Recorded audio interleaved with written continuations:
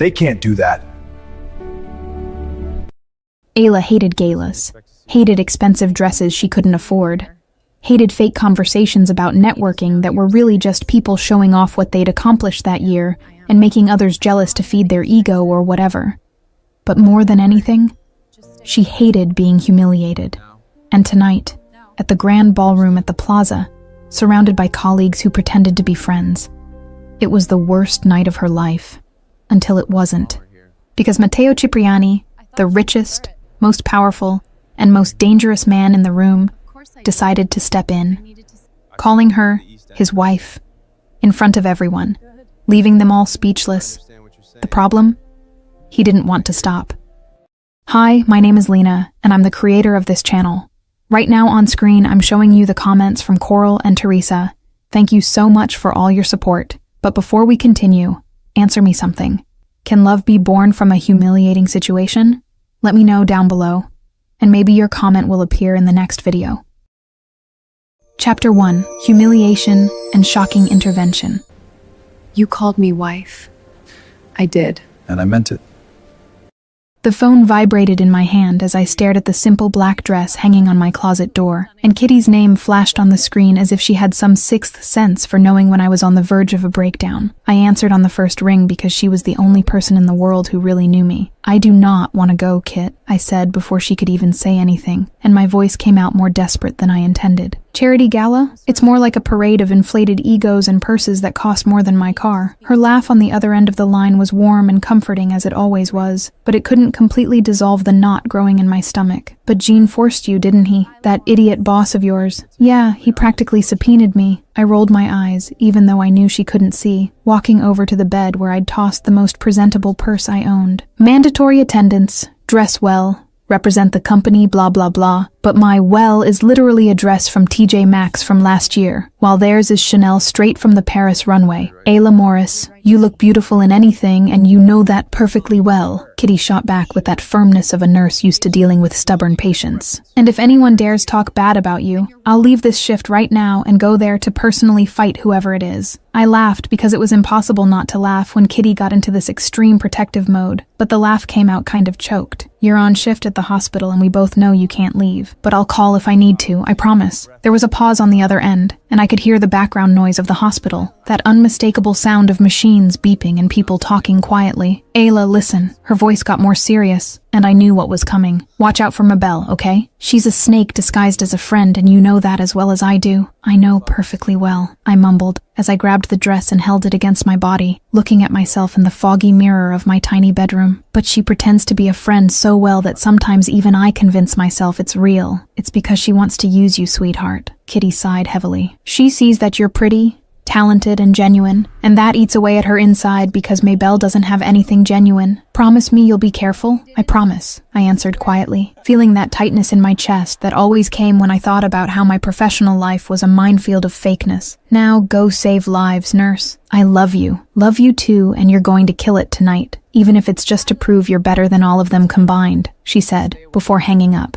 And I stood there in the middle of my too small apartment, holding a too cheap dress, getting ready for a night that promised to be a complete disaster. 2 hours later, I was at the Plaza Hotel, and the absurd ostentation of the place hit me like a punch to the stomach as soon as I walked through the giant doors. The main ballroom sparkled with crystal chandeliers that probably cost more than I'd make in a lifetime, and there were imported flowers everywhere, huge, fragrant arrangements that screamed money in an almost offensive way. My simple black dress suddenly seemed even more inadequate, and I had to resist the urge to turn around and run. My colleagues were already there when I entered, all gathered in a group near the bar, and it was impossible not to notice how they seemed to belong to that place, in a way I never would. The dresses were clearly designer, the jewelry was real and expensive, the makeup had been done by professionals, and even the way they held their champagne glasses seemed rehearsed and perfect. Mabel saw me first, and the smile she flashed was so fake I could almost taste the bitter lie in the air. Ayla, so glad you came. She approached with calculated steps, her eyes running over my body from top to bottom in a way that made me feel exposed. What a different dress. Is it vintage? Or would it be thrift store, actually? It's from last year, I answered, trying to keep my voice steady. But I like it. One of the other colleagues, that platinum blonde, let out a shrill little laugh. Last year, Mabel has a new dress every week. Imagine wearing the same thing twice. How awful. And those jewels? You're not wearing any? Another approached, shaking her wrist full of bracelets. Not even a cheap little necklace? Something from Walmart at least? I swallowed hard, feeling the discomfort grow. I'm not really into jewelry. I prefer to keep things simple. Of course you do, Mabel agreed with that tone of false sympathy. You've always preferred simplicity, right? It's even charming in a rustic kind of way, like country chic, you know? That small town thing that some people can pull off. You almost pull it off. I felt the venom hidden in the words but swallowed it all, because confronting Mabel there would only make everything worse. I mumbled some excuse and walked away toward the bar, desperately needing something to do with my hands that were starting to shake. I was grabbing a glass of champagne when Jean appeared at my side, and I didn't need to look to know it was him because the smell of that expensive, nauseating cologne always preceded him. Ayla, you came. His voice had that tone of disappointed surprise. Like that. Excuse me? I turned to face him. His eyes wandered over my outfit and he shook his head slightly. Nothing. I just expected more effort on your part. This is an elite event, Ayla, and appearance matters much more than you think. People judge, and you're giving a very simple image of our company. The humiliation burned in my chest. I understand perfectly, Mr. Dubois. Good. Great. He gave that condescending smile. Now circulate. Network. Show that you know how to behave in society. That's literally what you're here for. And then he walked away, leaving me alone, wanting to disappear. On the other side of the ballroom, in a more discreet area reserved for business conversations, Matteo Cipriani was in a meeting that should have had his full attention, but simply didn't. He had come to that gala out of pure social obligation. One of those events his position required attendance at, even though he'd rather be anywhere else in the world. He was discussing business details with two businessmen when his gaze caught movement on the other side of the ballroom, and then he saw her.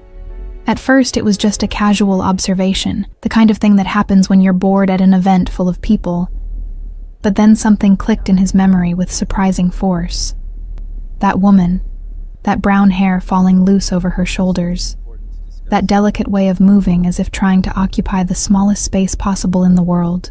He knew her from somewhere, and it took only a few seconds for the memory to crystallize completely in his mind. 3 weeks ago, on just another Monday morning, he had stopped at a cafe on the way to an important meeting. He was waiting for his espresso when he saw that same woman helping an elderly lady who was struggling to carry her heavy bags. The kindness with which she talked to the lady, the genuine smile, the patience in helping even though she was clearly late for work, all of that had caught his attention in a way few things did. In a world where everything was transaction and fakeness, that simple act of kindness had been refreshing and memorable enough to stick. And now there she was, wearing a dress that obviously wasn't designer, but that fit her body well, without ostentatious jewelry, but with a natural beauty that most of the women in that ballroom couldn't achieve even with all the money in the world. But there was something wrong with the scene, something that made his instincts sharpen with predatory attention. Boss, are you listening to me? Kyle Torres's voice, his capo and right-hand man, cut through his thoughts. Matteo didn't take his eyes off the woman across the ballroom. Those women there, near the bar, who are they? Kyle followed his gaze and narrowed his eyes, assessing the situation. Luxury marketing, Laurent Inc., if I'm not mistaken. Why the sudden curiosity? Because they're about to do something very stupid, Matteo murmured, watching the group form around the woman he now knew was named Ayla, and her body language screamed discomfort and imminent humiliation. And I don't tolerate gratuitous cruelty, especially not in public and not against innocent people. Kyle knew that tone of voice, that tension in the boss's shoulders, and knew exactly what was coming. Where are we going, boss? To intervene, Matteo answered simply, already moving toward the group with determined steps. Meanwhile, I was trying to convince myself I could survive that night when Mabel's voice cut through the air again, loud, and too clear not to be purposeful. My whole body froze because I recognized that tone, that calculated volume. Did you guys see her dress? Mabel's voice echoed. Seriously, it looks like those country clothes we see at street fairs. TJ Maxx was generous. It must have been a church bazaar, really. The group erupted in laughter, and each sound pierced my skin. And the hair, didn't even style it properly. Looks like she just came from a farm, literally. Another voice added with sharp cruelty. Zero effort, zero class, zero awareness of what it means to be at an event like this. She doesn't belong here at all, the platinum blonde agreed, shaking her head. It's like bringing someone from a swap meet to a gala. Embarrassing for all of us who have to pretend she's part of the team. Mabel saw me then, and the smile she flashed was pure malice disguised as surprise. Ayla, we didn't see you standing there. What a scare. She made a dramatic pause. We were just commenting about diversity of styles. Yours is really unique, like that small-town girl aesthetic who comes to the big city but doesn't know how to dress yet. It's valid. Everyone at their own level, right? Very valid. It's almost folkloric, another completed laughing. The trees in the park must have loved this natural rustic vibe. Tears burned in my eyes, and I was turning to get out of there as fast as possible when Mabel's voice fired the final blow. She's always been like this anyway, inadequate for our social circle. She's sweet when she wants to be, poor thing even, but she simply doesn't have the necessary refinement. It's not her fault. It's just that some people were born to be basic, and that's okay. The world needs simple people too. The entire group laughed with cruel approval, and I felt my heart shatter right there in the middle of that ostentatious ballroom. I was almost reaching the exit, wiping tears with the back of my hand and trying to breathe through the pain when I felt the change in the air around me. It was as if a wave of pure energy had crossed the ballroom, and I heard the growing murmur of people moving away, making way for something or someone. The presence approaching was so dominant and charged with power that even with my back turned, I felt every cell in my body react with a shiver that had nothing to do with fear and everything to do with something much more dangerous and primitive. Matteo crossed the ballroom with the confidence of a predator who knows exactly how lethal he is, and people literally moved out of his way as if they were tides parting to let a king pass. Kyle followed a few steps behind, watching everything with that amused expression of someone who was about to witness something memorable. When he got close to the group of women who were still laughing at their own cruelty, the silence fell so fast it was almost violent. Mabel saw him first, and the color literally drained from her face, because everyone in that ballroom knew exactly who Matteo Cipriani was, and what he represented in terms of power and danger. But he didn't even look at them yet. His dark and intense eyes were fixed on me, on my figure standing with my back turned trying to control the tears that insisted on falling. The voice that came from his mouth was husky, wrapped in a subtle Italian accent, and each word seemed loaded with some meaning I still couldn't decipher. Amore mio, I looked for you everywhere. I turned so fast I almost tripped, and what I saw made me completely forget how to breathe. The man in front of me was simply the most beautiful and dangerous being I had ever laid eyes on, with a presence that sucked all the oxygen from the surrounding space. Dark eyes so intense they seemed capable of seeing through my soul, black hair perfectly slicked back, a jawline defined like classical sculpture, and a suit that probably cost more than 6 months of my salary. "Excuse me?" The word came out weak and confused. He took my hand with a delicacy that completely contrasted with the almost violent intensity of his gaze, and then brought it to his lips and kissed the back with reverence that made me tremble. His eyes didn't leave mine for a single second. "You disappeared, and I got worried, my love." And then he turned to the group, and the gentleman from seconds ago completely disappeared, replaced by something cold and dangerous. The voice came out low but sharp as a blade. "And you are exactly who? The people who were bothering my wife?" The silence that fell over the ballroom was so absolute I could hear my own heart racing in my chest. My mouth fell open in shock, because he had just called me his wife in front of hundreds of people, and I had no idea who he was or why he was doing this. Mabel went white as a sheet. "A wife?" Her voice came out trembling. "Matteo Cipriani has a wife? Since when?" His arm wrapped around my waist in such a possessive way that my whole body reacted with an electric shiver, and he pulled me closer while looking at Mabel with an expression that managed to be polite and terrifying at the same time. "Yes, Ayla is my wife, always has been," he confirmed, and then tilted his head slightly. "And you are?" Mabel Laurent, sir." She was visibly shaking. "I didn't know. We had no idea she was married to you. Please accept my most sincere apologies. We were just joking." "Joking?" The word came from him like a verbal whip. Interesting definition for systematic public humiliation and deliberate cruelty. He took a step forward, and the entire group backed up as if facing a wild animal. "You called her country, basic, inadequate, laughed at her for not having expensive jewelry, for wearing a dress that's not designer, for simply existing in a space you considered exclusively yours." The platinum blonde was almost crying.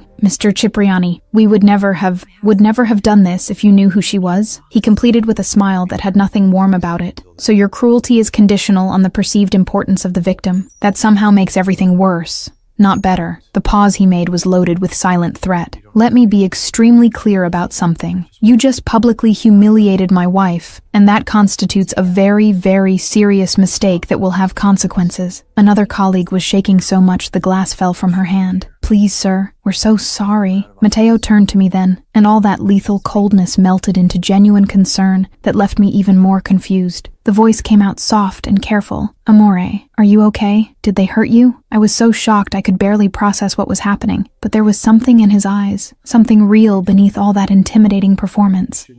Not physically, but he nodded once, decisive, and then looked back at the group with a final expression. "Get out of here now, all of you, and if I hear a single word about my wife coming out of your mouths again, you won't want to find out what the consequences are." I don't make empty threats, and all of you know that very well. So move before I change my mind about letting you leave so easily. The group practically ran away, stumbling in their high heels, and I noticed the entire ballroom was watching us in absolute silence. When we were finally alone, or as alone as you can be, being the center of attention of hundreds of people, I moved away from him and faced him with all the indignation and confusion I could muster. "What did you just do?" My voice came out louder than I intended. "We don't even know each other. Why did you call me your wife?" He smiled, and it was the kind of smile that should come with a danger warning, beautiful and lethal simultaneously. "I saved you from a public humiliation that was about to get even worse, and while I was at it, I saved my own reputation because nobody humiliates what's mine without suffering severe consequences. But I'm not yours," I almost shouted. "We've literally never met before. We haven't gotten to know each other properly yet, that's true," he agreed with that irritating calm, and then moved half a step closer, making my heart race. "But I've seen you before, Ayla. 3 weeks ago,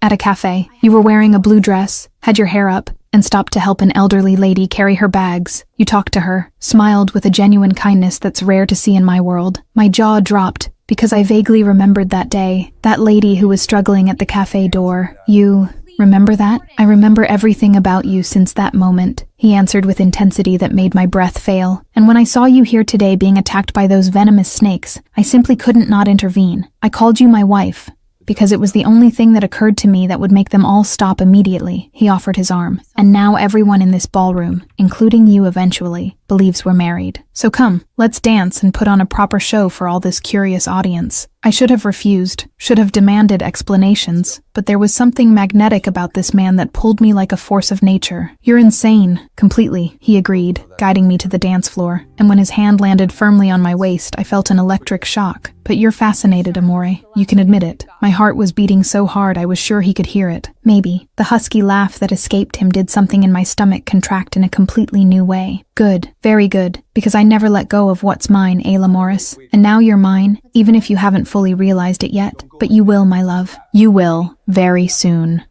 I think many women would fall in love just from the way he spoke in that last sentence. Chapter 2. Dance and Explanations. This is insane. The dance floor was packed with couples spinning elegantly to the sound of a classical waltz, but I was absolutely certain that every eye in the ballroom was fixed on the two of us, and not the other dancers. Mateo's hand was firm on my waist, large and warm enough for me to feel it through the thin fabric of the dress, and he kept me so close I could feel the heat emanating from his body like a wave that enveloped me completely. "Relax, you're too tense," he murmured near my ear, his husky voice doing something strange to my ability to breathe normally. I tried to move away a few inches, but he kept me exactly where I was, and the whisper that came from my mouth was loaded with pure anxiety. "It's because literally everyone is staring at us, and you called me your wife in front of hundreds of people without any kind of warning. Why did you do that?" He spun me gently following the music, and the movement was so natural my body simply followed his without thinking. "Because you were being humiliated in a cruel and public way, and I simply can't tolerate that kind of gratuitous cruelty." He paused, and his dark eyes trapped me with an intensity that made my stomach contract. "And because I saw you before, Ayla, in a moment you have no idea you were being observed." My heart skipped a beat, and I blinked confused. "Before? When? Where?" 3 weeks ago, at a cafe downtown," he answered with that soft voice that completely contrasted with his dominant presence. "You were wearing a light blue dress, had your hair up in a kind of messy bun, and were carrying a huge bag that seemed to weigh more than you did." The small smile that curved his lips was genuine. "You stopped to help an elderly lady who was struggling with heavy bags at the entrance, talked to her for several minutes, asked if she needed a ride, offered your phone number in case she needed help again." I vaguely remembered that day, that sweet lady who had gone to the market and bought more than she could carry. But I never imagined anyone had paid attention to that.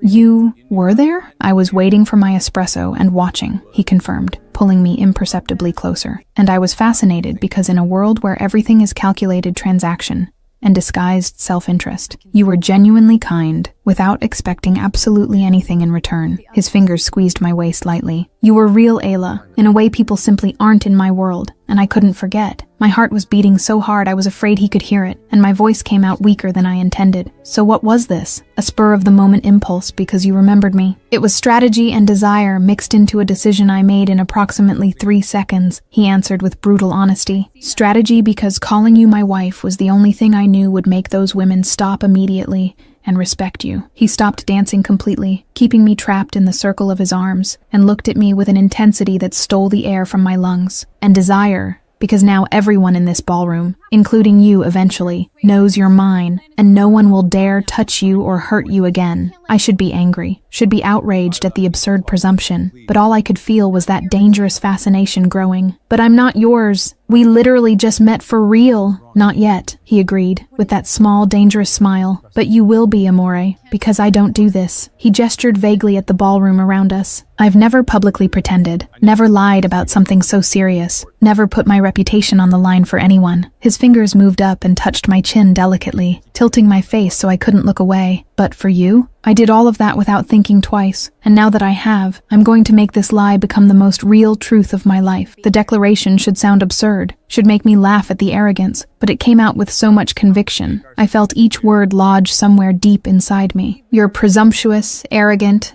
and you're assuming things you have no right to assume. And you're fascinated by me. You can admit it. He shot back with that smile that did impossible things to my self-control. I see it in the way your breathing speeds up when I get close, in the way you tremble when I touch you, in the way your eyes dilate when I talk to you. My face got so hot I was sure I was red as a tomato, and I moved away, trying to regain some control of the situation. I admit absolutely nothing. The husky laugh that escaped him was low and too intimate for such a public place. Adorable liar, he murmured, taking my hand and intertwining our fingers in a way that felt surprisingly natural. Come on, let's get out of here before you pass out from staring at me so much and trying to pretend you're not. I wasn't staring at you that much, I protested as he gently pulled me toward the exit. But the lie was so obvious, even I didn't believe it. He just smiled over his shoulder as we crossed the ballroom, and I noticed how people literally moved aside, creating a clear path for us, as if his mere presence commanded respect and even fear. It was intimidating and fascinating at the same time to see the power he wielded without even needing to say a word. When we got outside the plaza, a shiny black limousine was waiting right at the main entrance, and my eyes must have widened because Mateo let out that low laugh again. You have a limousine? The question came out higher pitched than I intended. A tall, dangerous-looking man with amused eyes opened the back door and looked at me with a smile that bordered on sarcastic. The boss always has a limo and a private driver and bodyguards and basically everything money and power can buy. He extended his hand to me. Kyle Torres,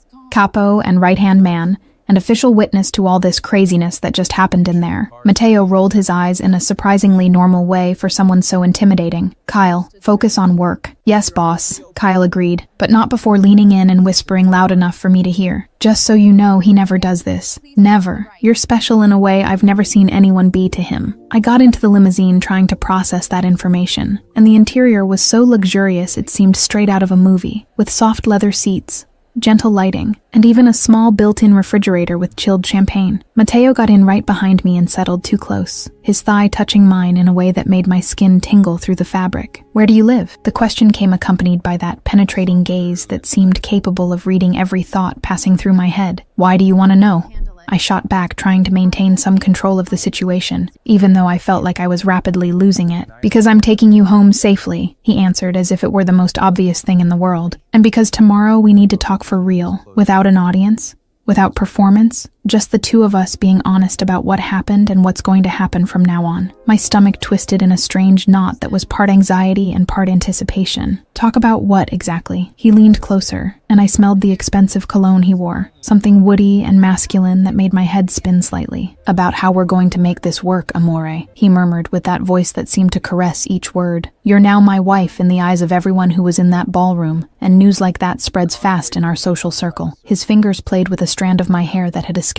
I protect what's mine, always, so we have two options. We can pretend for a while until the situation resolves naturally, or we can make this become reality for real. My jaw dropped, and I stared at him with wide eyes. Are you asking me to pretend to be your wife? Or are you asking me to actually marry you? We've known each other for literally an hour. I'm still deciding which of the two options I prefer, he admitted with an honesty that should be alarming, but that somehow was refreshing. It depends a lot on how you feel about me. His fingers touched my chin gently, turning my face so our eyes met. So tell me, Ayla Morris, what do you feel when you look at me? I pulled my face away from his hand, trying to regain some ability to think clearly, but my voice came out all scrambled. I feel confused because This is absurd and happened way too fast. I feel fascinated because you're different from anyone I've ever met. I feel irritated because you're arrogant and presumptuous and act like you've already decided everything. I took a deep breath, and I feel grateful because you saved me from the worst humiliation of my life, defended me when no one ever did that before, and now you're here offering me protection in a way I didn't even know I needed. The smile that spread across his face was pure masculine victory and satisfaction. Then let me decide for you for now,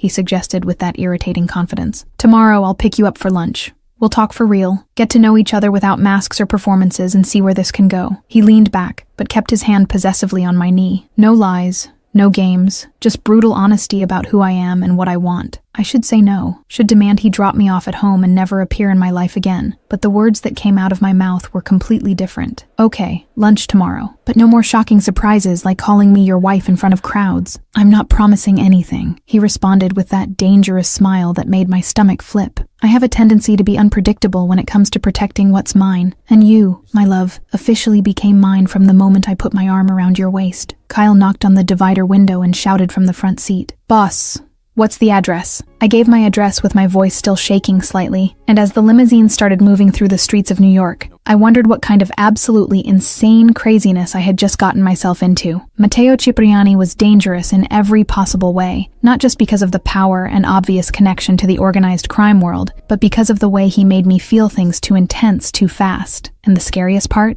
I didn't want to get out of this craziness, even knowing I should run in the opposite direction as fast as possible. The trip to my apartment passed in a blur of casual conversations about nothing important, but loaded with an underlying tension that made the air inside the limousine feel electrically charged. When we finally stopped in front of my modest building, that brutally contrasted with the luxury Matteo was clearly accustomed to, he got out first and offered his hand to help me down. "Tomorrow at noon," he said, keeping my hand trapped in his longer than necessary. "I'll pick you up here, and we'll go to a quiet place where we can talk without interruptions." "Noon," I repeated, feeling nervous butterflies in my stomach. He brought my hand to his lips once more, and the lingering kiss he left there was warm and promising of things I couldn't even name. "Until tomorrow, Mia Mowgli. I'm still not your wife," I protested weakly. The smile he gave me was pure masculine certainty. "Not yet, amore, but you will be, sooner than you think." And then he got back into the limousine, and I stood there on the empty sidewalk watching the car disappear into the night, with my heart beating erratically and my mind spinning in crazy circles. What the hell had just happened to my life? She's not his wife yet, but something tells me she wishes that wasn't true. Chapter 3. Kitty finds out and investigates. Tell me the truth. I had barely managed to sleep 3 hours when the sound of my apartment door opening made me jump out of bed with my heart racing, but the familiar voice that shouted next made all the fear transform into something between relief and renewed panic. Kitty had a key to my apartment for emergencies, and apparently she considered the current situation a maximum-level emergency. "Girl, what the hell happened last night?" Her voice echoed through the small apartment as she marched straight to my bedroom, waving her phone in my direction like it was a weapon. "I saw the news. Articles, photos. Matteo Cipriani appears at charity gala with mysterious wife, and there's a photo of you, Ayla. Your photo is literally on every elite gossip site in the city." I was sitting on the bed still in my pajamas, with my hair completely messy and my eyes swollen from crying so much, and processing the craziness of the previous night. "I know, Kit. I know, and I'm still trying to understand how my life turned upside down in a matter of hours." Kitty threw herself on the bed beside me with all the energy of someone who had just finished a night shift, but was running on pure adrenaline and curiosity. "Tell me everything, from the beginning, and don't skip any details because I need to understand how you went from humiliated by those snakes to married to the most powerful and dangerous man in New York." So I told her everything, from the brutal humiliation by my colleagues led by Mabel, through Matteo's cinematic appearance, his shocking declaration calling me his wife, the dance on the floor with everyone watching, to the luxurious limousine, and the promise of lunch today. Kitty listened to me in absolute silence, which was rare for her, and her eyes got wider and wider as the story progressed. "Wait, let me see if I got this right," she said when I finished, raising her hands as if organizing the facts in her head. "Matteo Cipriani, the Italian Mafia billionaire, just appeared out of nowhere, called you his wife in front of hundreds of people, publicly humiliated those vipers who were attacking you, took you to dance, and then brought you home in a limousine saying he wants to see you again today? That basically sums it all up perfectly, I confirmed, running my hands over my tired face. And the most insane part? He said he saw me before, Kit. 3 weeks ago, at that cafe near work, when I helped that elderly lady with her bags. Kitty was silent for a few seconds, processing that information, and then her whole face melted into that romantic expression she always made when watching dramatic movies. Ayla, this is literally the most romantic and dark thing I've ever heard in my life. He saw you doing a genuine act of kindness, was fascinated, and when he saw you being humiliated, he simply couldn't not intervene. She held my hands tightly. This is book plot material, girl. This is complete craziness, I shot back, pulling my hands back. And he wants to have lunch with me today, to really talk about how we're going to make this work. Make what work exactly? We don't even really know each other. Kitty looked at me with that serious nurse expression used to giving difficult news to patients. You are going to this lunch, Ayla Morris. It's not even up for debate. But he's dangerous, Kit, I practically shouted, getting up from the bed and starting to pace back and forth. Rich, powerful, and everyone knows Matteo Cipriani is involved with the Italian Mafia. This isn't romance. This is real danger. Kitty got really serious then, and I saw genuine concern cross her face. I know that perfectly well, and yes, this worries me much more than you think. She got up too, and grabbed my shoulders, forcing me to stop pacing. But Ayla, think with me. He protected you yesterday, defended you publicly. If he wanted to hurt you or use you in some bad way, he wouldn't have done that like that. She took a deep breath. He clearly wants you, and in his world, when someone like Matteo Cipriani wants something, he goes after it with everything. I felt tears start to sting my eyes again. What if this is too dangerous? What if I get into something I can't get out of? Then I'll investigate everything about him, Kitty promised, with that fierce determination that made her the best friend anyone could have. I'll use my contacts. I'll research. I'll find out if he's a real threat to you. And if I find out he's dangerous in a way that could hurt you, I'll get you out of this situation even if I have to drag you by your hair. She smiled slightly. But for now, you're going to this lunch. You're going to really talk to him, and you're going to find out who he really is beneath all that intimidation and power. I hugged my best friend tightly, feeling gratitude flood through me. Thank you for always protecting me, even when I get myself into the worst possible situations. I'll always protect you, silly, she murmured, hugging me back. Now come on. We have less than 3 hours to make you look stunning for this lunch, and I'm not letting you show up wearing anything less than perfect. The next few hours passed in a blur of Kitty practically raiding my limited wardrobe, choosing a light blue dress she swore would make Matteo fall to his knees, helping me with makeup and hair until I actually looked presentable. When I was finally ready and looked in the mirror, I barely recognized the woman staring back at me, elegant and beautiful in a way that made my heart beat faster with pure anxiety. Exactly at noon, my intercom buzzed, and when I answered, Matteo's deep, husky voice did something strange to my ability to breathe normally. Amore, I'm down here waiting for you. Kitty practically pushed me out of the apartment with a kiss on the cheek and a fierce whisper of, go find out the truth about him. When I got downstairs and walked through the door, Matteo was standing there next to that same black limousine from the night before, wearing dark pants and a white shirt that probably cost more than my rent, with sunglasses hiding those intense eyes. But when he saw me, the glasses slid down his nose and the look he gave me was so loaded with masculine appreciation that I felt my entire skin heat up. You look absolutely beautiful, Mia Bella, he said, taking my hand and kissing my fingers delicately. That blue should be illegal because it only makes you even more irresistible. I got into the limousine trying to control the blush that was surely coloring my cheeks, and when Matteo settled beside me, he kept a respectful distance that somehow left me both relieved and disappointed at the same time. The trip was surprisingly quiet, with him just holding my hand casually, as if it were the most natural thing in the world, and me watching the city pass by the window, trying to calm my nerves. When we finally stopped in front of a charming Italian restaurant in the heart of Manhattan, I didn't think much of it until we got out, and realized the place was completely empty. Where is everyone? I asked, looking around confused. Is the restaurant closed? Matteo guided my hand inside, while Kyle stayed outside standing guard, and only when we were completely alone inside did he answer. I rented the entire restaurant for us, Amore. Complete privacy to talk without interruptions or curious looks. He pulled out a chair for me with old-fashioned gentleness. Sit, please. I sat down, still processing that information. You rented an entire restaurant? Just for lunch? Yes, and I'd do it again without thinking twice, he answered, sitting across from me and watching me with that intensity that made my stomach flip. Problem? No, just excessively extravagant, I murmured, picking up the menu but not really able to focus on the written words. The smile that curved his lips was small but genuine. Get used to it, Ayla, because I don't do absolutely anything halfway when it comes to things or people who matter to me. He paused and leaned slightly forward. And you? How did you sleep after all that craziness yesterday? I laughed without any humor. Badly, very badly, because literally everyone is talking about us. Articles on gossip sites, photos someone took at the gala, headlines about Matteo Cipriani's secret wife. My phone hasn't stopped ringing once since I woke up. Then turn it off completely, Matteo suggested with that irritating simplicity of someone who always has a solution for everything. Or, better yet, change your number. I'll give you a new one, private, that only people who are really important in your life will have access to. I stared at him incredulously. How do you solve literally everything so easily? It's like nothing is really a problem for you. Money buys solutions, power opens doors, and influence makes problems disappear, he answered with brutal honesty. But Ayla, about last night and everything that happened, he held my hand across the table, his large, warm fingers completely enveloping mine. I don't regret anything I did, but I owe you a complete and honest explanation about who I really am and what I do. My heart raced, because this was the moment of truth. You're Matteo Cipriani, billionaire, owner of hotels and casinos, and I lowered my voice to a whisper, even though we were completely alone. Involved with the Italian Mafia, am I right? The expression of genuine surprise that crossed his face was almost comical. You researched me. Kitty researched,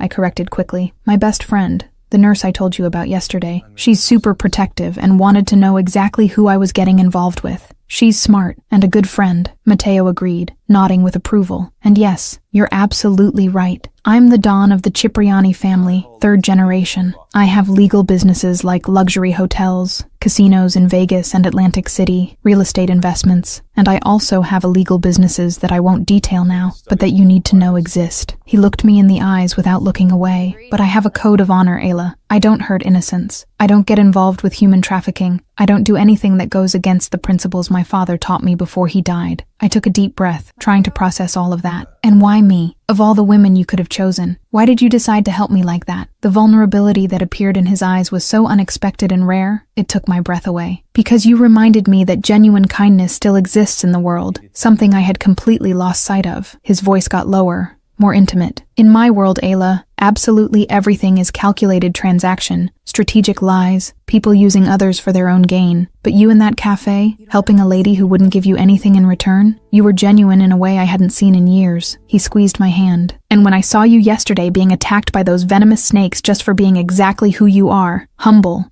real, authentic, I simply couldn't not intervene and protect you. Matteo, my voice came out choked with emotion. I know it's too fast, too intense, and probably scary, he continued without giving me a chance to interrupt. But I don't lie about what I feel. I never have, and I'm not going to start now. And I feel a lot for you, Ayla. Much more than I should feel for someone I met just one day ago. But we barely really know each other, I protested, even feeling my heart melt with each word of his. Then let's get to know each other now, for real, he proposed, with that determination that seemed to be part of his essence. Ask me whatever you want about me, anything, and I'll answer with complete honesty. No lies. No evasions, just the truth. Chapter 4, Getting to Know Each Other. We were never friends.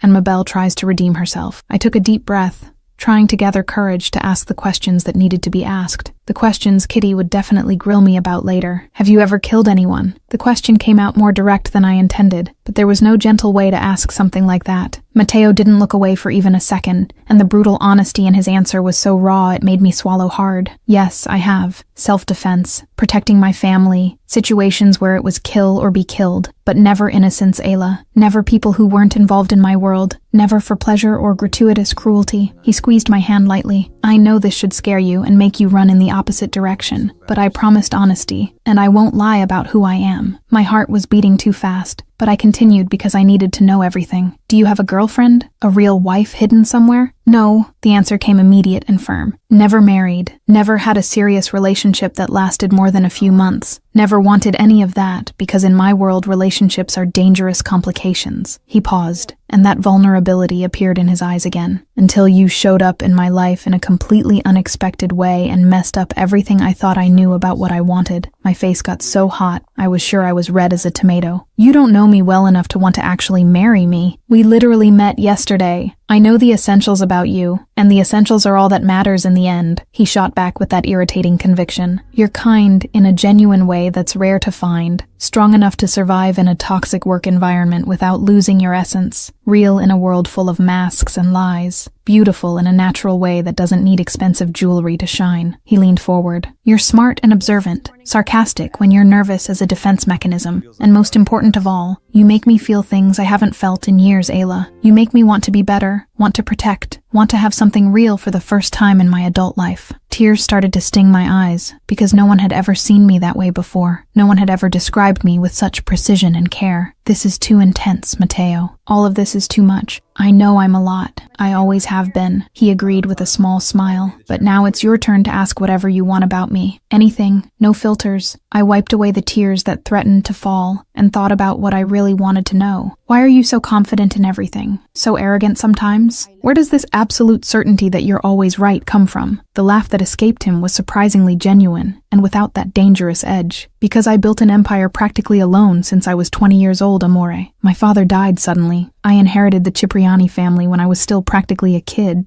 and everyone expected me to fail miserably. His eyes darkened with old memories. Uncles wanted to take my place. Rivals thought it was the perfect time to attack, and I had to learn to be strong and decisive faster than anyone should. I didn't just survive. I dominated, expanded the business, earned respect through strength and intelligence, and now no one questions my authority. He shrugged. Confidence comes from having survived the worst and won when everyone bet against me. I nodded, processing that information, and feeling something tighten in my chest for the younger version of him who had to grow up too fast. And loneliness? Are you lonely underneath all this power and confidence? Mateo was silent for several long seconds, and the vulnerability that took over his expression was so raw and honest, it made me want to cross the table and hug him. Yes, very lonely actually, he admitted quietly. My world doesn't have room for real and genuine connections, Ayla. Everything is business, calculated transaction, people wanting something from me or using me for their own gain. Even my friendships are based on bought loyalty or fear of what I can do. He held my hand tighter. But you're literally the only thing that isn't business in my life. The only person I want around, not for strategy or advantage, but simply because you make me feel less lonely in a way I didn't even know I needed. The tears I was trying to hold back finally started rolling down my face, and I couldn't control the emotion flooding through me anymore. Mateo, I don't know what to say. He got up from his chair and came to my side, kneeling beside me and wiping my tears with his thumbs in a gesture so gentle, it completely contrasted with all that dangerous image. Don't cry, my love. Not unless they're tears of happiness. I laughed through my crying,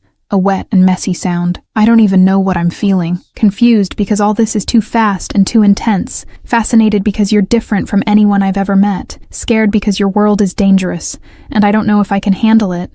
Everything you're feeling is completely normal and valid, he murmured, still cleaning my face with infinite care.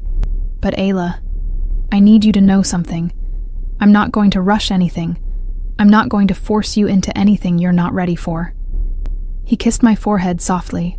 We'll take it slow, really getting to know each other, finding out if this can really work, and we'll see where this takes us without pressure and without impossible expectations, okay? I nodded because it was all I could do with my throat tight with emotion. Okay, let's try. The smile that lit up his face was so genuine and happy, it made my heart do a complete flip. He got up and went back to his chair, and the rest of lunch passed in lighter conversations about normal things like favorite foods, movies we liked, places we wanted to visit. It was surprisingly easy to talk to him when we weren't discussing heavy things, and I caught myself genuinely laughing several times at the absurd stories he told about Kyle messing up. When we finally finished eating, and Mateo paid the probably exorbitant bill for having rented the entire restaurant, we went out together to the street where Kyle was waiting patiently beside the limousine. But before we reached the car, a desperate voice made us stop in the middle of the sidewalk. Ayla, please. I need to talk to you. Mabel practically ran in our direction, her eyes red from crying so much, and her makeup smudged in a way that would have been comical if it weren't so pathetic. Mateo immediately positioned himself in front of me protectively, completely blocking her access. No, the word came out cold and final. Mr. Cipriani, please, Mabel begged with her voice trembling. I didn't know. I swear I had no idea Ayla was your wife. I never, ever would have done that if I knew who she really was. Mateo's expression could freeze hell itself. You humiliated her her publicly, deliberately, cruelly, without knowing who she was. And that says exactly who you are, Mabel Laurent. Cruel, envious, fake, and capable of attacking someone just because you can. He took a threatening step toward her. The fact that you didn't know who she was to me only makes everything worse, not better. Mabel was crying openly now, her composure completely destroyed. I'm sorry, Ayla. I'm truly sorry. We were friends, remember? I didn't mean to. Something inside me hardened at those words, and I went around Mateo, placing my hand on his arm to calm him before facing Mabel directly. My voice came out firm and controlled in a way that surprised me. We were never really friends, Mabel. You always pretended, always used our friendship when it was convenient for you, and when you had the chance to publicly destroy me, you didn't hesitate for a second. I took a deep breath. I forgive you because holding on to anger and resentment is toxic, and I refuse to let you have that power over my life, but I'll never forget what you did, and I'll never trust you again. Now get out of here and don't come near me again. Mabel practically ran away, her sobs echoing down the street, and when I turned back, Mateo was looking at me with an expression of pride so intense, it made my stomach flip. You were perfect, absolutely perfect. Strong but kind, firm but without unnecessary cruelty. I learned from pain, and I don't want to repeat other people's mistakes, I murmured, feeling strangely exhausted. And thank you for defending me yesterday and today too, for being here. I'll always defend you, Amore. Always, he promised, kissing my forehead again in that way that was quickly becoming my favorite gesture. Now come on. Kyle will take you home so you can rest. And tomorrow night, dinner at my penthouse. I want you to see my real world, where I live, who I am when I'm not performing for society. My heart jumped nervously. Your house? Your penthouse? Completely safe and private. Just the two of us and Kyle standing guard because he's funny, and I think you'll like him, Mateo explained with a smile. No pressure, no expectations, just dinner and conversation. I even cook, believe it or not. I laughed because the image of Matteo Cipriani, Mafia Don, cooking was absurd and adorable at the same time. Okay, dinner at your place tomorrow night. Perfect, he murmured, taking my hand and bringing it to his lips for a long, lingering kiss that made my entire skin tingle. Until tomorrow, Mia Moli. I'm still not actually your wife, I protested, even though I was already smiling. The dangerous and promising smile he gave me made my stomach flip. I'll repeat what I said last time. Not yet. From how much Mateo was talking, I'm starting to think what he wants most in the world is to marry our protagonist. Chapter 5. Dinner at the Penthouse and Kyle subplot. Kiss me again.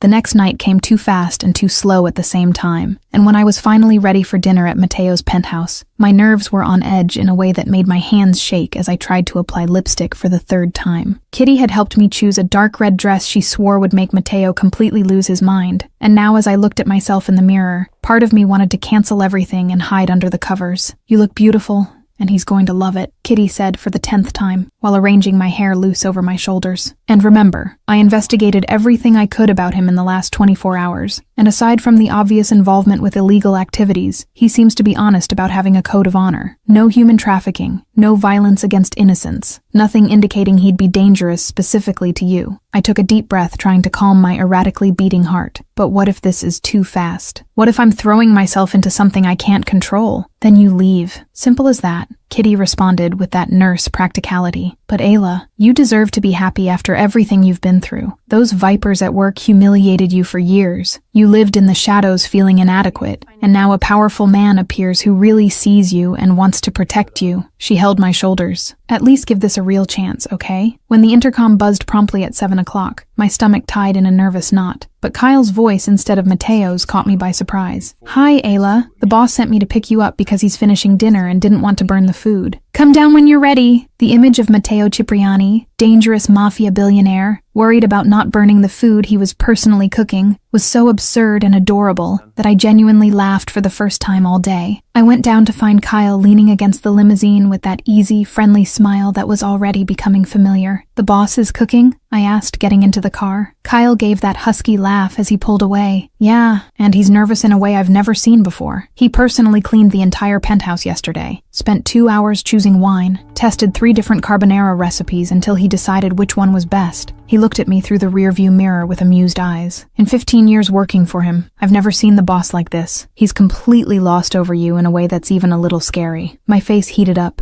and I tried to control the silly smile that insisted on appearing. Has he really never brought anyone to his home before? For business meetings, yes. But for personal, intimate dinner, never, Kyle confirmed, turning onto a street full of luxury buildings. You're literally the first, and that means something very serious in his world.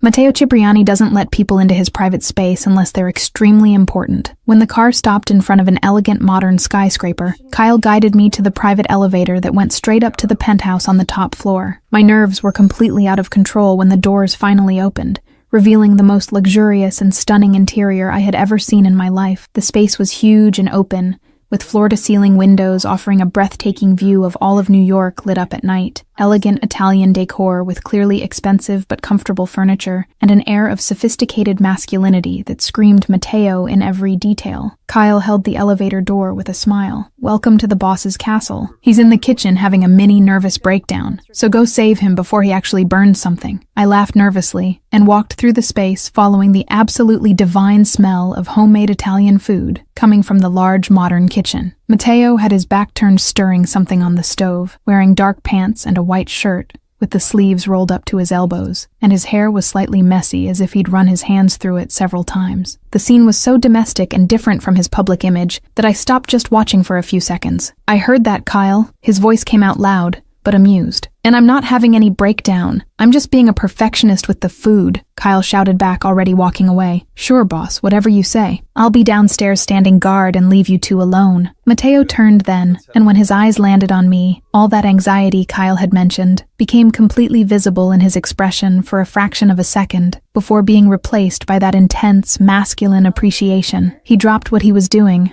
and walked to me with those confident steps, his eyes running over every inch of the red dress in a way that made my entire skin tingle. You look absolutely stunning, amore, he murmured, taking my hand and slowly spinning my body as if admiring me from all angles. This red should be illegal because it's doing impossible things to my self-control. I laughed, trying to control the blush that surely colored my cheeks. And you're really cooking? Kyle said you're nervous? Kyle talks too much and will have his salary cut tomorrow, Matteo grumbled, but was smiling. But yes, I'm cooking. My Italian nonna taught me all the family recipes before she died, and I like to cook when I want to impress someone really important. He guided me to the table already set with lit candles, glasses of very expensive wine, and a simple but elegant flower arrangement. Sit and relax while I finish the last details. I sat down watching him return to the kitchen and work with surprising efficiency, and there was something intensely attractive about seeing him so comfortable and domestic doing something as normal as cooking. When he finally brought the plates and sat across from me, the smell of the homemade carbonara was so good,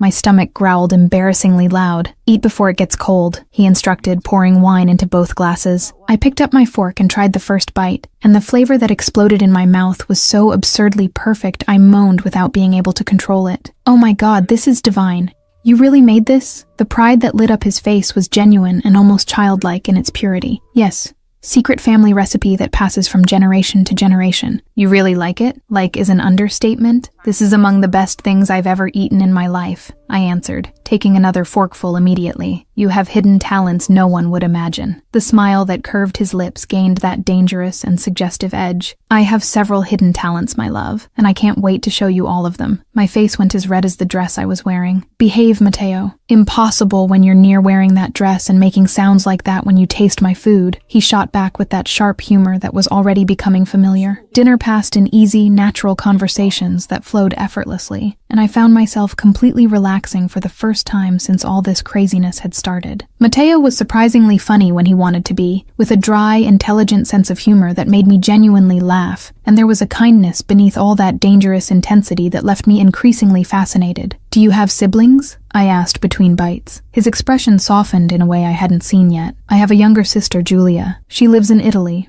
is married to a good man who treats her like a queen, and has 2 beautiful kids I shamelessly spoil whenever I can. His smile became protective. I kept her away from this world from the start, away from the violence and danger, and she lives a completely normal and safe life. You protect her, I observed, feeling something tighten in my chest at the obvious tenderness in his voice. Always protected, and always will protect, he confirmed. Just like I protect you now, Ayla. Anyone who matters to me is under my permanent protection, and nothing and no one will hurt who I love. The casual way he said who I love made my heart skip several beats, but I tried to maintain my composure. And you? Your family? The pain that crossed his face was quick but intense. My parents died 5 years ago in a car accident. It was quick, at least.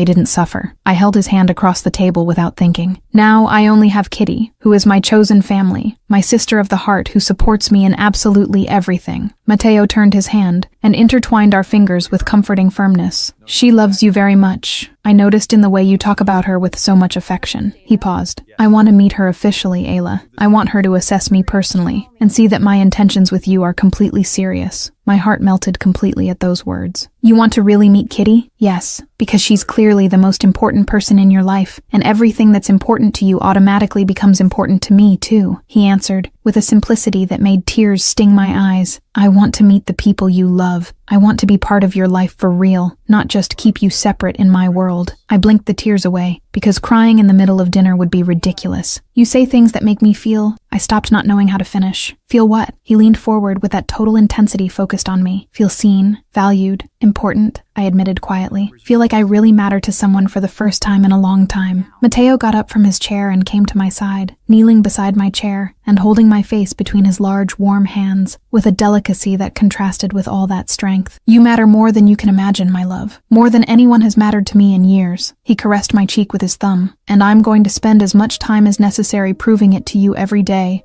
until you completely believe it. My heart was beating so hard I was sure he could hear it, and when he leaned closer, his warm breath brushing my lips, I completely forgot how to breathe. Ayla, he murmured with that husky voice that did impossible things to me. Can I kiss you? For real this time, without an audience, without performance, just the two of us and what we feel for each other. My yes came out so low it was almost inaudible, but it was enough for him. The kiss started soft and careful, as if he were giving me time to pull back if I wanted, but when my lips parted under his in silent invitation, all that restraint melted completely. He deepened the kiss with an intensity that stole all the air from my lungs, one hand holding my nape firmly, while the other squeezed my waist, pulling me closer, and I responded with a surrender that would have scared me if I were thinking clearly. But I wasn't thinking about absolutely anything, except how his lips fit perfectly with mine, how his taste was addictive in a way that made me want more and more, how his body was hard and warm against mine, in a way that made my entire skin tingle with desire. My fingers buried themselves in his hair, completely messing it up, and the low groan that escaped from his throat in response made something in my stomach contract violently. When we finally separated because breathing had become absolutely necessary, we were both panting, and I was sure my lipstick had completely disappeared. Mateo rested his forehead against mine, his dark eyes burning with an intensity that made my whole body tremble. You drive me completely crazy, Amore, he murmured with his voice husky and loaded with barely contained desire, completely lost in a way I've never been before. On the other side of the penthouse, near the elevator door where he was supposedly standing guard, Kyle whispered to himself with a huge smile. The boss finally gave in for real. Chapter 6. Kitty meets Mateo and approval.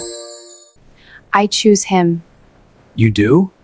Are you sure? The next morning arrived accompanied by a message from Mateo that made my heart race before I was even fully awake. Good morning, my love. Breakfast with me and your friend Kitty today? I want to meet her officially. I'll pick you up at 10. It wasn't exactly a request. It was more a declaration of intent, but something in my chest warmed at the fact he wanted to meet the most important person in my life in such a direct and honest way. I called Kitty immediately because I knew she was getting off her shift, and probably still awake from work adrenaline. Mateo wants to meet you officially. Breakfast today at 10. Can you? The high-pitched scream she let out on the other end of the line almost burst my eardrum. Can I? Girl, I will, even if I have to miss my next shift. This man wants to meet the best friend. This is serious in a way I need to see personally. There was a pause, and then her voice got more serious and protective, and I need to assess him face to face, see if his intentions are really good, or if he's using you somehow. 2 hours later, we were sitting in a charming cafe in the center of Manhattan, and I watched nervously while Kitty studied Mateo with that analytical intensity she used when evaluating patients at the hospital. He had arrived punctually, dressed casually, but still absurdly elegant in dark pants and a gray shirt that highlighted every muscle in his chest, and had greeted Kitty with genuine respect that clearly caught her by surprise. Kitty leaned forward after a few minutes of superficial conversation about the weather and the quality of the coffee, and her expression was pure protective determination. So, Matteo Cipriani, you're the guy who called my best friend his wife in front of hundreds of people at a charity gala without any kind of prior warning or context. Mateo didn't back down even a millimeter at the accusatory tone, and actually seemed to respect her directness. Yes, exactly that. and I'd do it again without hesitating a second if the situation repeated itself, because she was being humiliated in a cruel and public way, and I simply don't tolerate that kind of behavior. And now, Kitty crossed her arms, maintaining that penetrating stare. What are your real intentions with her? Because if this is some kind of game or power play, I swear you'll regret it regardless of how much money or influence you have. The seriousness that took over Mateo's expression was so intense, even I felt the weight of it. It's not a game at all, and my intentions are as serious as possible. I want her, Kitty, for real. And forever if she'll have me. He looked directly into her eyes without looking away. I know it's too fast. I know it seems like complete craziness, but my world doesn't work with normal slowness. When I feel something, when I want something, I act with everything I have. His eyes turned to me for a moment, and the heat in them made my stomach flip. And I feel a lot for her, more than I've felt for anyone in years. Kitty kept her gaze fixed on him for a few more long seconds before turning to me. And you, Ayla, how do you really feel about all this? About him? I took a deep breath, knowing I needed to be completely honest, not just with her, but with myself. I feel scared, because all this happened too fast and too intense for me to process properly. I feel fascinated because he's different from anyone I've ever met, and there's something about him that pulls me in a way I can't logically explain. My hands were trembling slightly, and I held them together in my lap. I feel confused because I know his world is dangerous and complicated in ways I can barely comprehend. But above all that, Kitty, I feel happy for the first time in years. He makes me feel truly seen, protected in a way I've never experienced, valued as if I really matter to someone. The silence that followed was loaded with emotion, and I saw Kitty's eyes get slightly wet before she blinked the tears away and sighed heavily. Okay, approved for now, she declared, looking back at Matteo with that protective expression still present. But if you hurt her in any way, Matteo Cipriani, I have nurse friends who know exactly where everything hurts in the human body. Understood perfectly? The smile that curved Matteo's lips was genuine and full of respect. Understood with total clarity, and I promise I'll never intentionally hurt her. I protect what's mine, always, and she's now under my permanent protection. Kitty nodded, satisfied, and then her expression changed to something lighter and even slightly playful. Now that the serious formalities are over, I have a completely different question. She took a sip of coffee, trying to seem casual but failing miserably. Kyle, your capo and right-hand man that I briefly saw when you picked up Ayla, is he single by any chance? I almost spit out the coffee I was drinking and felt my face heat up with pure embarrassment. Kitty, you can't be serious right now. What? She defended herself with that mischievous smile. He's extremely hot, has that sarcastic humor I love, and seems nice. I'm just asking an innocent question. Matteo was clearly enjoying this entire interaction, and the low laugh that escaped him was genuine and warm. Yes, Kyle is single and has been for quite a while actually, and you're absolutely right about him being funny. He's one of the few people in my circle who can make me really laugh. He took his phone from his pocket with that characteristic efficiency. Want me to arrange a date for you two?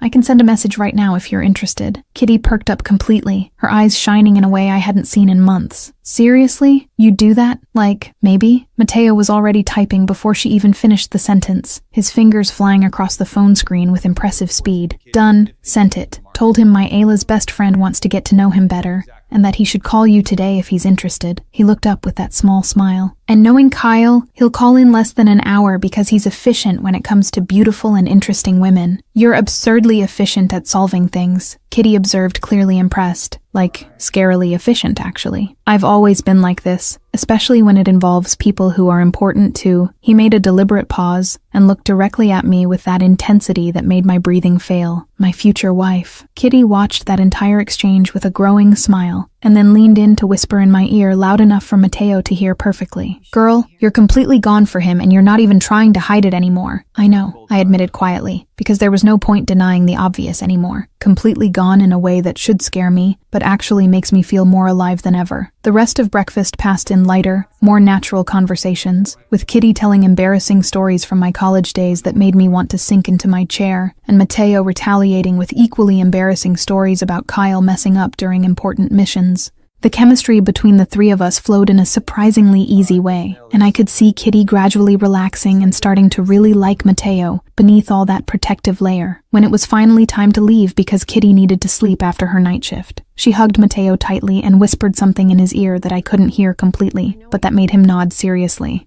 Then she hugged me tight and whispered in my ear with an emotional voice. He's good for you, girl. I really approve now, but any problem? Anything? You call me immediately. Always, I promised, kissing her cheek. Now go sleep because you're falling over. Matteo insisted on paying the entire bill despite Kitty's protests, and when she finally got into a taxi still yawning, he turned to me with that soft smile. She loves you very much and is extremely protective. I respect that completely. She's the only real family I have, I explained as we walked hand in hand down the sidewalk with no specific destination. And the fact that you wanted to officially meet her and get her approval means a lot to me. He stopped in the middle of the sidewalk and pulled me closer, his hands holding my face with that delicacy that always surprised me coming from someone so dangerous. Everything that's important to you automatically becomes important to me, Ayla. Your people, your dreams, your happiness and sadness, all of that is now part of my life too. He kissed my forehead in that way that was quickly becoming my favorite gesture, and I'm going to prove it to you every day until you completely believe it. My phone vibrated at that moment with a message from Kitty that said only, "Kyle called already and we're having coffee tomorrow. Thank you," followed by approximately 15 heart emojis, and I showed the screen to Matteo laughing. "See? I told you he was efficient," Matteo commented with obvious satisfaction. "And now your best friend is going out with my best friend, which means we're officially intertwining our lives in every possible way." "Did you plan this?" I asked with growing suspicion. The innocent smile he tried to make was completely fake and absurdly adorable. I would never plan something as manipulative as getting our best friends together to keep us more connected. "Liar," I accused without any real heat in my voice. "Completely," he admitted, laughing and pulling me into a kiss that was long and sweet and perfect in the middle of that busy New York sidewalk. "But you love me anyway, so it doesn't matter." And the scariest part? He was right. Terribly right. Chapter 7. Jean grovels and Matteo threatens.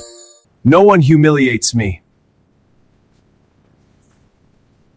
Going back to work the following Monday was one of the most surreal things I'd ever experienced in my life, because absolutely everything had changed since the charity gala. Even though the office physically remained exactly the same, people looked at me differently now, with a mixture of curiosity and forced respect that didn't exist before, and there were constant whispers that stopped abruptly whenever I passed too close. I was putting my things away at my desk and trying to mentally prepare for another day in that toxic environment, when Jean appeared at my side with a smile so fake and exaggerated it bordered on comical. The change in his attitude was so drastic and obvious it was almost offensive in its lack of subtlety. "Ayla, how wonderful to see you back." His voice came out too animated, too enthusiastic, completely different from the condescending and critical tone he always used with me. "I heard the news.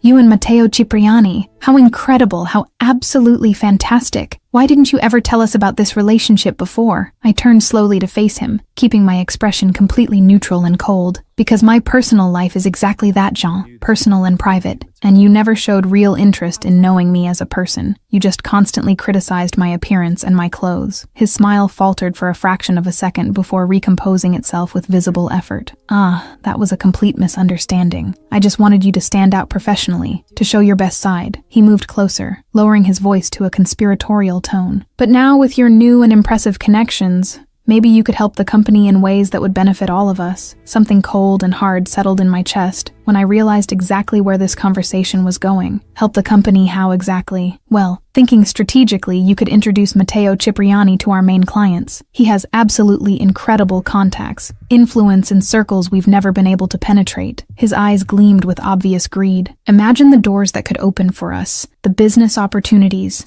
the contracts, and naturally this would be extremely beneficial for your career too, Ayla. Promotion, salary raise, everything you deserve." Anger started boiling in my stomach, hot and sharp. "You want me to use my personal relationship to benefit you and the company? You want me to turn the person I love into a networking tool for your professional gain?" "It's not using, Ayla. It's being smart, strategic." He was sweating slightly now. "Think about it. This could give you everything you've always wanted here." I was opening my mouth to say exactly what I thought about that disgusting proposal when a dominant presence filled the space behind me, and the air in the entire office changed instantly. I didn't need to turn around to know who it was because my whole body reacted with that familiar electric shiver. "Give what exactly to her?" Matteo's voice cut through the air like a sharp blade, cold and dangerous in a way that made Jean literally step back 2 paces. The entire office froze in place, conversations dying mid-sentence, fingers stopping typing on keyboards, and I felt every head turn in our direction. Matteo was standing right behind me wearing a dark gray suit that probably cost more than half the people there made in a year, and his presence was so intense, it practically sucked all the oxygen from the environment. Jean was completely pale now, his eyes wide with pure panic. Mr. Cipriani, what an absolutely unexpected surprise. I didn't know you'd be visiting our humble office today. Matteo ignored him completely, as if he were less important than a piece of furniture, and his eyes fixed on me with that warmth that always made my stomach flip. Amore, you forgot our lunch date, he said with a soft voice that completely contrasted with the tension radiating from him. So I brought Italian food for us. He extended a clearly expensive paper bag from a restaurant I knew charged fortunes per plate. My heart melted completely at the gesture, and I accepted the bag, trying to control the silly smile that insisted on appearing. Thank you. I really had forgotten. Only then did Matteo deign to look at Jean, and the change in his expression was so drastic, it was almost violent. All that softness disappeared, replaced by something cold and lethal. And you're her boss, correct? Yes, sir. Jean Dubois, marketing manager at Laurent Inc. It's an immense honor to finally meet you personally. Jean was practically bowing, and I felt nauseous at the pathetic groveling. I'm a huge admirer of your work, and you criticized her, Matteo interrupted with a cutting voice. At the charity gala, you looked at her outfit with visible disdain and said you expected more effort, that her appearance was giving a bad impression of the company. He took a step forward, and Jean backed up even more. And now, just a few days after finding out who she is to me, you're trying to use her connection for your own professional benefit. The silence in the office was so absolute, I could hear my own breathing. Jean was visibly trembling, sweat running down his forehead. It wasn't exactly like that. It was misinterpreted. Matteo moved even closer, dominant and intimidating in a way that made several people around audibly swallow. Let me be extremely clear about something, Jean Dubois. Ayla works here because she wants to work, not because she needs to. If she decides to leave tomorrow, I'll open an entire company just for her to run. I'll give her the resources she needs, the contacts, everything. His voice dropped to something even more dangerous. And if I hear you treated her badly, one single time more, if I find out you're trying to use her in any way, I'll buy this entire company just for the pleasure of firing you on the first day as owner. Understood perfectly? Jean was practically having a breakdown. Understood. Completely understood. This will never happen again, I promise. Great. Matteo nodded once, and then turned to me with all that coldness melting into affection. Come, amore, let's have lunch in the park, away from this suffocating place. I grabbed my purse, still half in shock at everything that had just happened. And as we passed through the office toward the exit, I could feel all eyes glued to us. In the empty elevator corridor, I finally managed to minimally process the situation. You didn't need to do that, I murmured, even feeling immense gratitude for what he'd done. Matteo stopped walking and turned me to face him, his hands holding my shoulders firmly. I did need to. Completely. No one treats you that way while I'm breathing, Ayla. No one belittles you, uses you, or makes you feel less than the incredible woman you are. His eyes burned with that intensity. And if you really want to leave this toxic place, if working here is making you unhappy, I'll solve it today. Not tomorrow, not next week. Today. Tears stung my eyes because no one had ever defended me that way before. I'll think about leaving. I promise to seriously consider it, but thank you, Matteo, for being here, for protecting me, for simply caring. He wiped the tear that escaped with his thumb, and then pulled me into a tight hug right there in the hallway. I'll always care, always protect. You're mine now, and I take extremely good care of what's mine. And wrapped in his arms, feeling his heart beat firmly against my ear, I finally completely believed those words. Chapter 8, Rival Threat and Extreme Protection. Come back to me. A week had passed since the incident at the office, and I was starting to get used to the new dynamic of my life when everything changed again, in a way I wasn't prepared to face. I was at Matteo's apartment for the third time that week, keeping him company while he worked on some documents, when Kyle entered the room with a tense expression that immediately put all my senses on maximum alert. Matteo looked up from the papers, and something in his posture changed instantly, becoming rigid and dangerous in a way I rarely saw. What happened? Kyle cast a quick glance at me before answering, clearly hesitant to speak in front of me. Boss, we need to talk privately about a delicate matter. Speak in front of her, Matteo ordered with a firm voice. Whatever it is, Ayla needs to know too if it involves our security. Kyle's expression got even more serious as he held up his phone. The Rossi family found out about Ayla. They sent a very clear and direct message saying your wife is vulnerable, and it would be a shame if something happened to her. The silence that followed was so dense I felt difficulty breathing, and I watched Matteo become completely still in a way that was more frightening than any explosion of rage could be. The fury emanating from him was cold and controlled, the kind of anger that promised terrible consequences for whoever had made the mistake of threatening what was his. When? The word came out sharp as broken glass. 20 minutes ago. Anonymous message, but we know it's them from the specific language used, Kyle responded, keeping his voice professional despite the obvious tension. "They're trying to get to you through her, boss." Mateo stood up with controlled and precise movements, grabbing his phone and dialing a number without taking his eyes off me. "Kyle, I want maximum security on Ayla immediately. She doesn't leave anywhere without at least 2 armed guards around her 24 hours a day,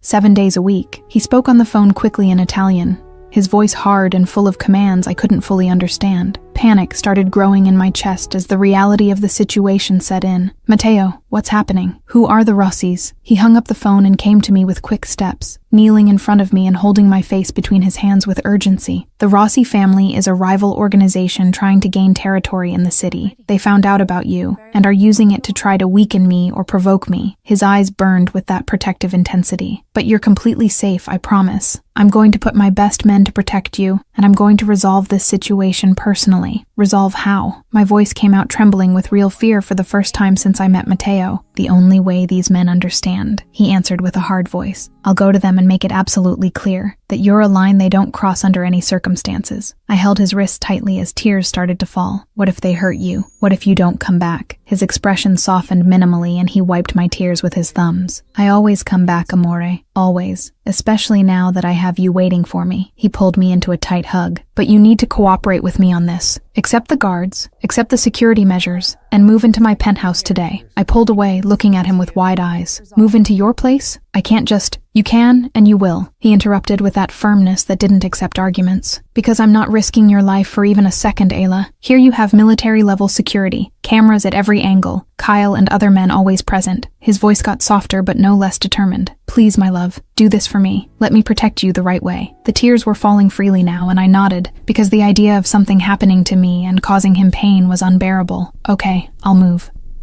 But Matteo, you have to promise me something very important."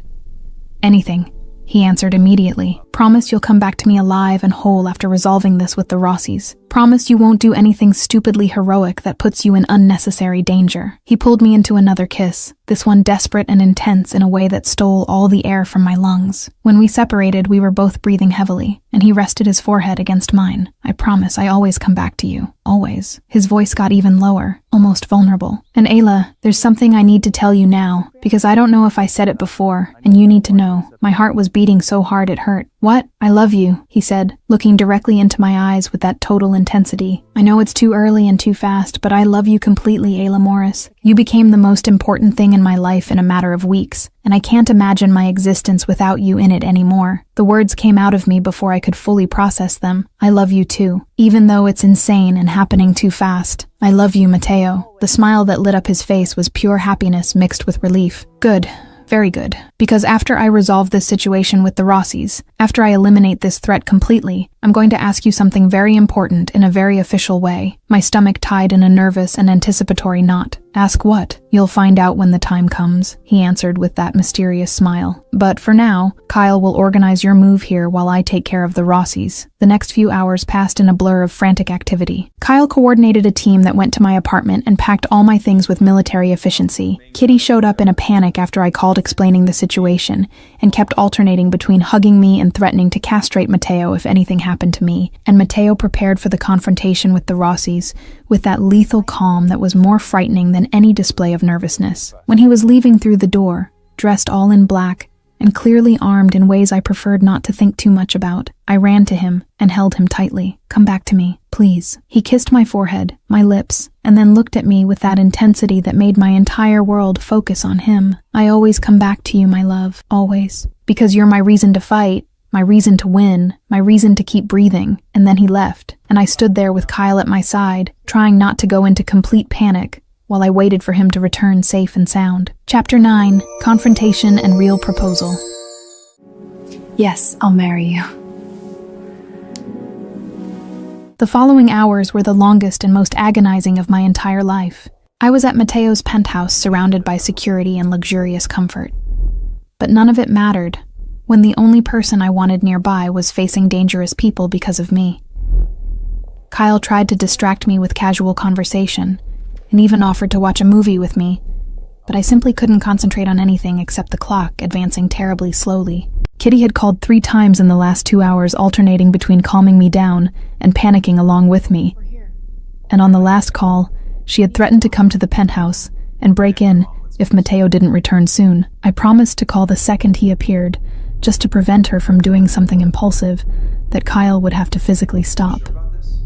I was pacing back and forth in the giant living room for the 1,000th time when I heard the private elevator arriving at the penthouse floor, and my heart practically stopped before racing at impossible speed. Kyle immediately stood up from his position near the door, his hand instinctively going to his gun until he relaxed minimally upon recognizing who was arriving. Mateo came through the door and I ran toward him without thinking about anything else, but stopped abruptly when I saw blood staining the sleeve of his black shirt. Panic hit me like a cold wave, and I felt my legs almost give out. "You're hurt. There's blood on your shirt." He walked to me with those confident steps despite the obvious injury, and pulled me into a tight hug with the arm that wasn't bleeding. "It's just a superficial scratch. Nothing serious or worrying." Rossi backed down completely from the threat, "And you're safe now. Forever." I pulled away enough to inspect his arm, carefully pulling the sleeve up and seeing the cut that definitely needed to be cleaned and bandaged, even though it wasn't as deep as I feared. "Scratch is an understatement. This needs to be disinfected immediately. Come on, sit on the couch while I get the first aid kit." The expression of pure tenderness that took over his face made me pause in the middle of moving away. "You're really worried about me." "Of course I'm worried. You went to face dangerous criminals because of me." My voice came out louder than I intended, loaded with emotion. "You fought for me again, put yourself in danger, and now you're bleeding." He pulled me back closer, both hands now holding my face with that delicacy that always surprised me. "I'll always fight for you, always put myself between you and any danger. It's who I am when it comes to protecting what I love." He kissed my forehead softly. "And now that this threat has been completely neutralized,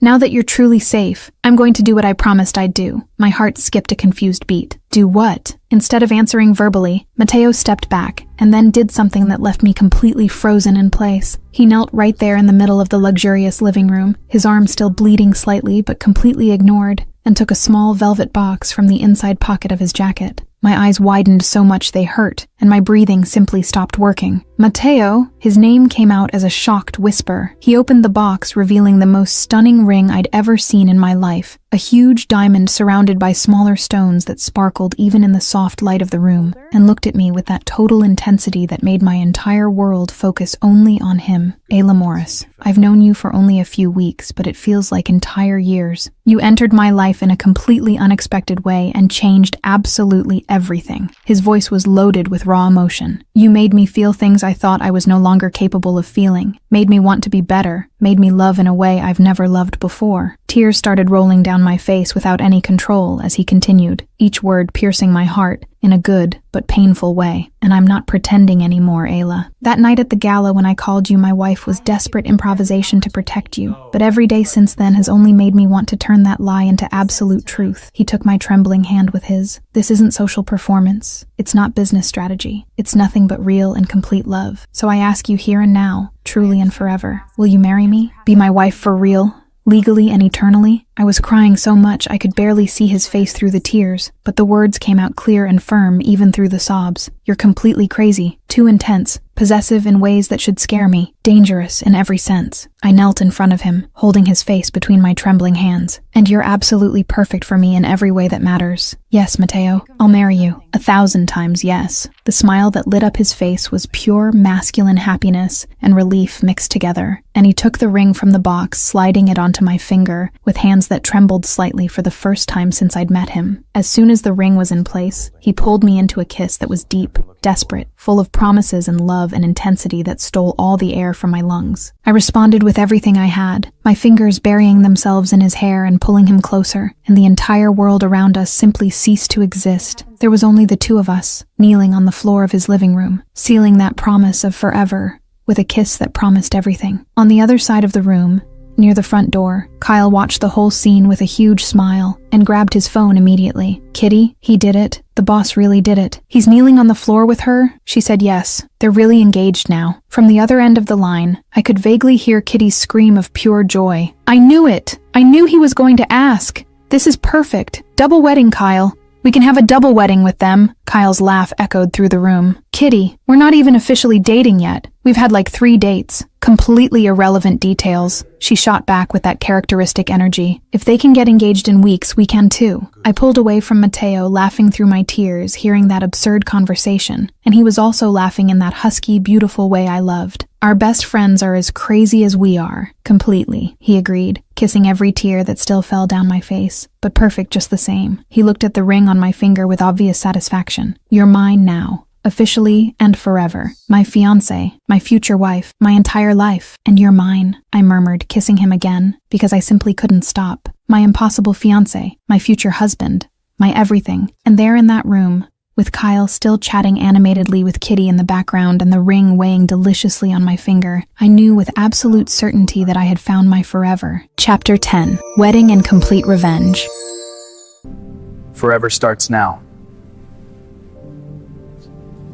3 months passed in a blur of wedding preparations, life changes, and the most intense happiness I'd ever experienced. Matteo had insisted on doing everything the way I deserved, hiring the best planners, choosing the most beautiful Italian church in New York, and ensuring every detail was absolutely perfect. And now there I was, standing at the entrance of the church wearing a custom Louis Vuitton dress that seemed straight out of a fairy tale, with Kitty at my side as maid of honor, adjusting my veil for the 3rd time, with eyes shining with emotional tears. You look absolutely stunning, girl. Matteo's going to die when he sees you. My heart was beating erratically as the doors opened and the music started to play, and when my eyes found Matteo at the altar, wearing an impeccable Armani suit and looking at me as if I were the only person in the entire universe, all the doubts and fears I might have had simply disappeared completely. The ceremony passed like a beautiful dream, with the Cipriani family occupying half the church, and Kitty representing my Hart family in the front row crying openly. When it came time for the vows, Matteo held my hands with that comforting firmness and looked at me with total intensity. Ayla Morris, I promise you here in front of God and everyone who loves us that I will always protect you, love you completely, and value you every day for the rest of my life. His voice was loaded with raw emotion. You saved me from an empty and lonely existence, gave me purpose beyond business and power, taught me what true love is. Now I'm completely yours, forever. Tears ran freely down my face when it was my turn. Matteo Cipriani, I promise to challenge you when necessary, love you unconditionally, and stand by your side always. My voice trembled but didn't break. You saved me when I needed it most, made me feel seen and valued for the first time in years, gave me courage to be who I really am. I'm yours forever, completely. I now pronounce you husband and wife, the priest announced with a huge smile, and Matteo pulled me into a kiss that was possessive, passionate, and absolutely perfect, while the entire church erupted in applause. At the luxurious reception that followed, Matteo pulled me to a more private corner away from the crowd for a few minutes, and held my face with that delicacy that always melted me. Remember that night at the gala when I called you my wife even though it was a lie? How could I forget? I laughed through happy tears. Now it's absolute and legal truth. You're my wife for real, eternally and completely. He kissed my forehead. And about those people who humiliated you that night? Complete revenge, amore. My stomach tied in a curious knot. What did you do? Mabel was fired from Laurent Inc. 2 weeks ago. Her boss blamed her for losing the Cipriani connection, and couldn't handle the pressure I discreetly put on. His smile gained that dangerous edge. Jean was also fired when I bought the entire company through a subsidiary, and now the company is yours if you want to run it, or we can close it or sell it. Completely your choice. I stared at him in absolute shock. You bought the entire company just to give me revenge. I bought it because I promised no one humiliates you without consequences. He pulled me closer. They'll never have power over you or anyone again. It's over. I kissed him with everything I had, pouring gratitude and love and admiration into that kiss. You're impossible and perfect. I love you so much it hurts. I love you more, he murmured against my lips. My queen, my salvation, my entire life. The first dance as a married couple was magical, with Matteo holding me close as we spun across the floor, and everyone watched with smiles. You know what's best? He whispered in my ear. What? Everyone's watching again like that night, but this time it's not a lie or performance, it's real. You're my wife officially and forever, and you're my husband, finally. I smiled, resting my head on his chest. Who would have thought humiliation would turn into this? On the other side of the floor, Kyle watched everything next to Kitty, who was clearly emotional. Suddenly, he knelt dramatically right there in the middle of the party, making several people turn to look. Kitty, marry me. She stared at him with wide eyes. Kyle, we've been dating for 3 months, and the boss got married in weeks. We're cut from the same cloth. He held her hand with that charming smile. So, will you? Kitty laughed, shaking her head, but with obvious love in her eyes. Ask me again in 6 months. If you still want to, we'll talk seriously. I'll want to forever, Kyle promised, standing up and pulling her into a kiss that drew applause from people around. Matteo and I watched the scene laughing. And he spun me one more time. Our best friends are as crazy as we are. Completely, I agreed happily. 1 year later, I was lying on the huge couch in the penthouse with my hand resting on my rounded 5-month pregnant belly when Mateo came home from work and immediately knelt at my side, placing his large hand over mine. "How are my loves today?" he asked, kissing my belly with infinite tenderness. "Good. The baby kicked 3 times today." I ran my fingers through his hair. "Boy or girl? What do you think? Stubborn boy like his father? Or strong girl like her mother? Either way." He moved up to kiss my lips softly. "Thank you, Ayla, for everything, for choosing me, loving me, staying with me, giving me this family. Thank you," I murmured emotionally, "for seeing me,